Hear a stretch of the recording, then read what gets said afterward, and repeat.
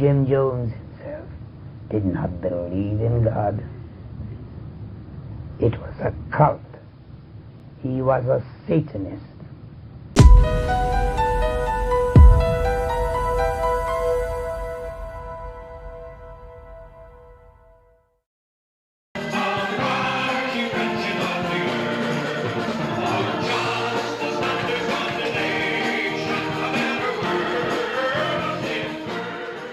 Hello everyone, this is your boy V-Rod and welcome to the Fallen World, where we take a look at the dark side of humanity. In this episode, we're going to take a look into Jim Jones' beliefs about God. In my previous episodes, I showed evidence that Jim Jones claimed out of his own mouth on multiple occasions that he was an atheist. Jim Jones wasn't a Christian. He was an atheist. Off the record, I don't believe in any loving God. I became an atheist. I'm an atheist. We are atheists. And he was anti-religious. I'm not religious, I hate religion, and we'll never have freedom till the damn thing is done away with. And that he hated the Bible. And we'd done all these things to the Bible and spit on it and pissed on it. I don't recall ever pissing on it, but I will. I've shit on it now. But Jim Jones did talk about God a lot, so how does that make sense in light of the fact that he was an atheist and didn't believe in God? In this video, I'm going to show some evidence that Jim Jones also might have been a Satanist. So let's begin. It is important to note that Jim Jones talked about two versions of God. The first version is what he called the Sky God, and the second version is socialism. Now, a theist, not an atheist, but a theist or theism is a position that God is a conscious personal being that created the universe and interacts with his creation.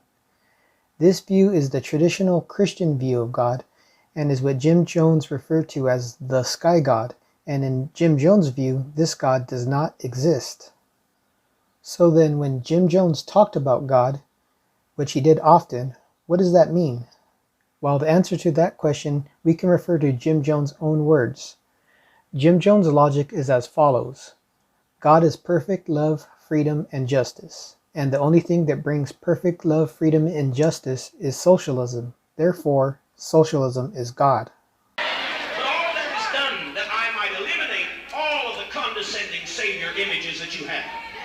Remove all the judgment hall concepts and all the heavens and the sky and all the sky God consciousness. I want to eliminate it from the opinions of people to recognize finally and completely that there is no God but.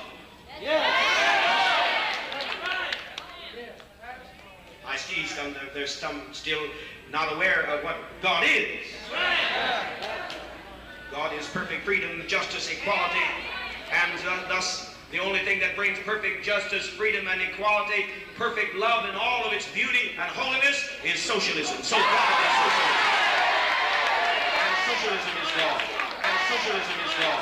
And socialism is God. And the twain have been married.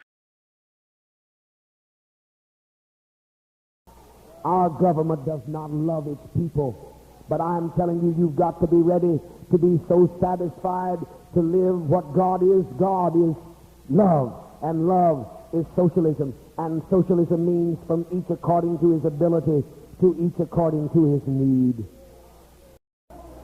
My delight is in the law of my God. My God, socialism.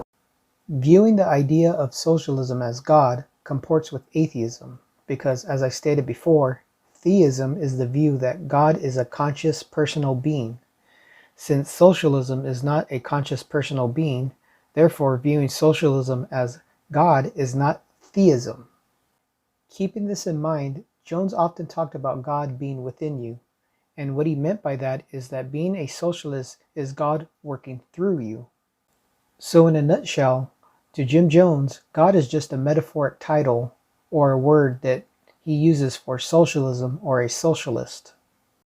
Now, you might be an atheist and disagree because certain forms of atheism claim that they don't believe in any God, period. So if you think socialism is God, then you cannot be an atheist. This brings me to my next point about Jim Jones being a Satanist. There are certain sects of Satanism that claim to be atheistic and use the word Satan as a metaphoric title for pride and freedom. Here are some examples of leaders of the Church of Satan that claim to be atheist, and used Satan as a title for freedom and pride. What is Satanism? Well, originally the Church of Satan, when it was founded, was composed not of people with a hatred for Christianity, but of people who, by and large, were agnostics and atheists. That you are from the Church of Satan, and you say there is no hell.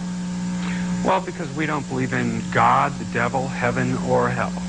The inverse or the opposite of God. We do not believe in an actual, as I said, as an actual entity. Okay, we are atheists, at least as far as the Church of Satan is concerned. So, Peter, let's break it right down. Some of the myths of the Church of Satan. You don't actually believe in Satan, do you? Right. We're not devil worshippers. We're Satanists. We start off being atheists and then decide that we are our own gods, the center of the universe. What does the Church of Satan provide people in the form of meaning? Well, for us, meaning is something that you have to give existence because we think the universe is indifferent to us. There's no God, there's no devil, there's no afterlife. So you have to take control of your own life and decide what is going to have meaning for you. And so Satan for us is a symbol of freedom, liberty, and pride, which we think is a wonderful thing. Now, there is a man by the name of Sir Lionel Luckhoo that was a lawyer and attorney for Jim Jones. And here is what he said. I was a lawyer and attorney for the notorious Jim Jones. Jim Jones had set up his colony in the forests of Guyana. They were not Christians. Jim Jones himself did not believe in God. It was a cult. He was a Satanist. Mr. Luckhoo concluded that Jim Jones was a Satanist, and I somewhat agree. A characteristic of an atheistic Satanist is that there is no God in a theistic sense, so you must make it upon yourself to be your own God. This is exactly what Jim Jones' view was. There is no God in heaven, so you as a socialist must become your own God and make heaven on earth. That's why there should be, for a moment, as a good John Birch reader said, he said he wished that everybody for a moment would wake up to what I'd said. Just for a moment think that there's no God. He said then maybe we might do something to help ourselves.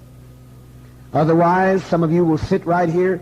You say you don't believe in God, but you really do. You substituted your sky God in me. Now, if Father was the sky God, he would eliminate all poverty. I'm amazed that I have as much power as I do with people not paying any attention to me. I'm amazed that every person that's ever had a stroke in all of my churches have been healed because people don't listen to me, and people, very few of them, know me.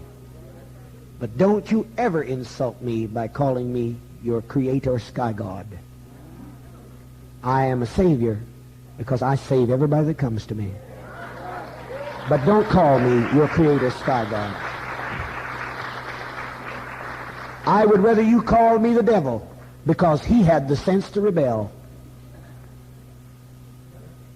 He had the good sense to rebel.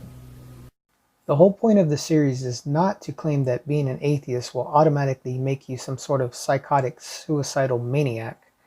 This series is basically to show that the media doesn't tell you the whole truth. When we take a look back into the mass suicide that happened in Jonestown at the hands of Jim Jones, or hear the phrase, "Don't drink the Kool-Aid," we are programmed by the media to think that this was a fringe Christian religious cult. And the fact of the matter is that it was not. It was an anti-religious, atheistic, socialist cult. And that is the truth. What really gets under my skin with this whole entire situation is that sometimes when I used to go onto debate chat rooms, I would see, debates between atheists versus Christians. And sometimes the atheists would bring this situation up as a way to kind of smear Christianity or to show some sort of problem with religion. If I say Bob Larson represents Christianity, therefore does Bob Larson represent Jim Jones? And to me, I found it kind of ironic because it's like these people are using a bad example of an atheist to try to prove something wrong with Christianity. I mean, to me, that's like a horrible thing to do, and it's kind of disrespectful to all the people that lost their lives in this tragic incident. Well, that about wraps up this video. I hope you guys enjoyed, and I hope I was able to show you guys some information that you guys might not have previously known. I want to thank the Jonestown Institute out of San Diego State University for providing the audio clips and all the information that I provided to you guys in this video. And I might revisit this subject in future videos, but as for now, I think that's about going to wrap up this series on Jim Jones. Thank you guys for watching again. Please like and subscribe, and I'll see you next time. This is V-Rod, over and out.